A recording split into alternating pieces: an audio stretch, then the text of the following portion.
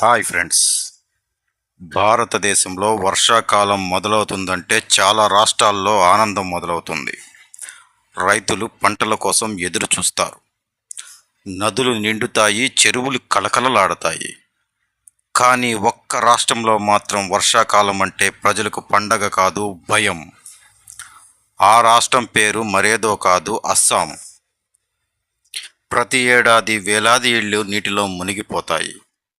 లక్షలాది మంది తమ ఇళ్లను వదిలి సహాయక శిబిరాలకు వెళ్లాల్సి వస్తుంది. వ్యవసాయ భూములు నాశనం అవుతాయి, రహదారులు తెగిపోతాయి, పాఠశాలలు మూతపడతాయి. ఒక్క ప్రశ్న: ప్రతి సంవత్సరం ఎందుకు అస్సాంలోనే ఇంత భారీ వరదలు వస్తాయి? ఈ ప్రశ్నకు సమాధానం తెలుసుకోవాలంటే మనం బ్రహ్మపుత్ర నది కథను తెలుసుకోవాలి. బ్రహ్మపుత్ర ప్రపంచంలోనే అత్యంత శక్తివంతమైన నదుల్లో ఒకటి. ఈ నది టిబెట్లో పుట్టి హిమాలయాల మధ్యగా ప్రయాణించి అరుణాచల్ ప్రదేశ్లోకి ప్రవేశిస్తుంది. అక్కడి నుంచి అస్సాం మొత్తం దాటుకుని చివరకు బంగ్లాదేశ్లో గంగా నదిలో కలుస్తుంది. ఈ నది మొత్తం పొడవు సుమారు 2900 కిలోమీటర్లు. అస్సాంలో ఈ నది వెడల్పు కొన్ని చోట్ల 10 కిలోమీటర్లకు పైగా కూడా ఉంటుంది. కానీ ఈ నది ఒక్కటే కాదు.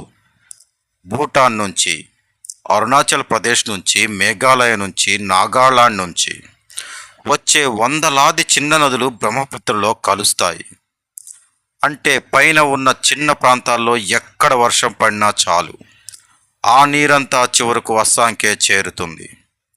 ఇదే వరదలకు మొదటి కారణం అవుతుంది. అసలు ఈ వరదలకు కారణాలను ఒక్కొక్కటిగా చూస్తే, మొదటి కారణం భారీ ఋతుపవనాలు. ఈశాన్య భారతదేశం ప్రపంచంలో అత్యంత వర్షపాతం నమోదయ్యే ప్రాంతాలలో ఒకటి. ఒక్కోసారి కొన్ని రోజుల్లోనే నెల రోజుల వర్షం పడిపోతుంది. రెండో కారణం హిమాలయాల నుంచి వచ్చే మట్టి.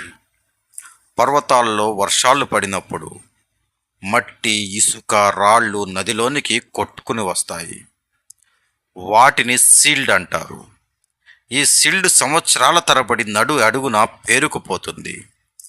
దాంతో నది లోతు క్రమేణా తగ్గిపోతూ వస్తుంది. లోతు తగ్గితే కొద్దిగా ఎక్కువ నీరు వచ్చినా చాలు, నది ఒడ్డులు దాటి బయటకు ప్రవహిస్తుంది. మరి మూడవ కారణం, అస్సాం భూమి చాలా చదురుగా ఉంటుంది. అందువల్ల వరద నీరు వేగంగా వెళ్ళదు, రోజుల తరబడి నిలిచి ఉంటుంది. మరి నాలుగవ కారణం, అడవులు ఇష్టానుసారంగా నరికివేత. కొండలపై చెట్లు తగ్గిపోవడంతో వర్షపు నీరు నేలలో ఇంకకుండా నేరుగా నదుల్లోనికి చేరిపోతుంది. దాంతో ఒక్కసారిగా నీటి మొత్తం అకస్మాత్తుగా పెరిగిపోతుంది. ఐదవ కారణం, వాతావరణం మార్పులు. ఇటీవలి సంవత్సరాలలో చాలా తక్కువ సమయంలో అత్యంత భారీ వర్షాలు కురుస్తున్నాయి. దీంతో వరదలు మరింత తీవ్రంగా మారుతున్నాయి. మరి చాలామందికి తెలియని విషయం ఏమిటంటే, 1950లో అస్సాంలో భారీ భూకంపం సంభవించింది. దీని తీవ్రత రిక్టర్ స్కేల్పై 8.6గా నమోదయ్యింది. ప్రపంచ చరిత్రలో నమోదైన అత్యంత శక్తివంతమైన భూకంపాల్లో ఇది కూడా ఒకటి. ఆ భూకంపం తర్వాత కొండ చర్యలు విరిగిపడి భారీ మొత్తంలో మట్టి బ్రహ్మపుత్రలో చేరింది. అప్పటి నుంచి నదిలో సిల్డ్ పరిమాణం గణనీయంగా పెరుగుతూ వచ్చింది. అనేక మంది నిపుణులు ఇది కూడా నేటి వరదల తీవ్రత పెరగడానికి ఒక ముఖ్యమైన కారణమని భావిస్తారు.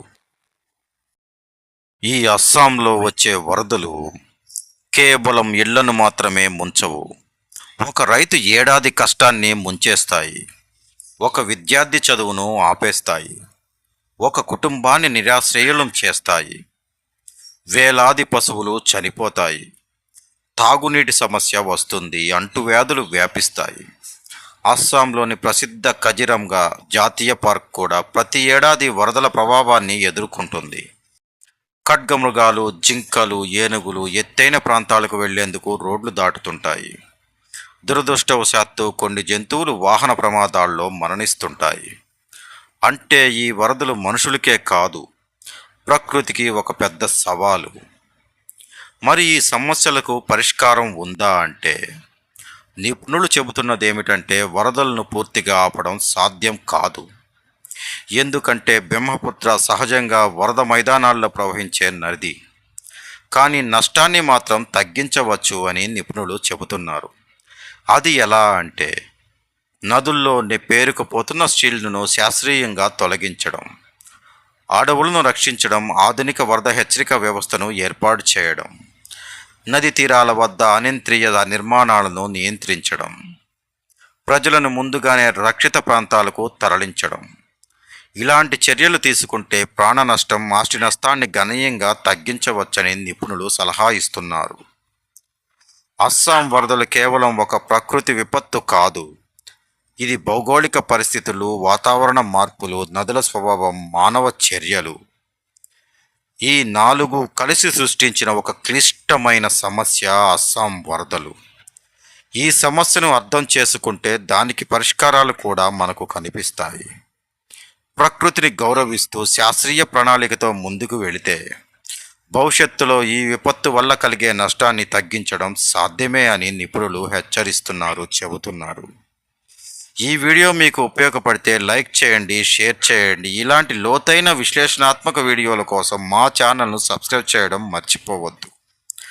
మానస్ టీవీ 19 ఛానల్ను ఆదరిస్తున్న వారందరికీ, చూస్తున్న వారందరికీ పేరు పేరున కృతజ్ఞతలు తెలుపుకుంటూ, రేపటి మన వీడియోలో మళ్ళీ మిమ్మల్ని కలుసుకుంటామని అందరికీ ధన్యవాదాలు తెలుపుకుంటూ, జై శ్రీరామ్, జై శ్రీరామ్, జై శ్రీరామ్.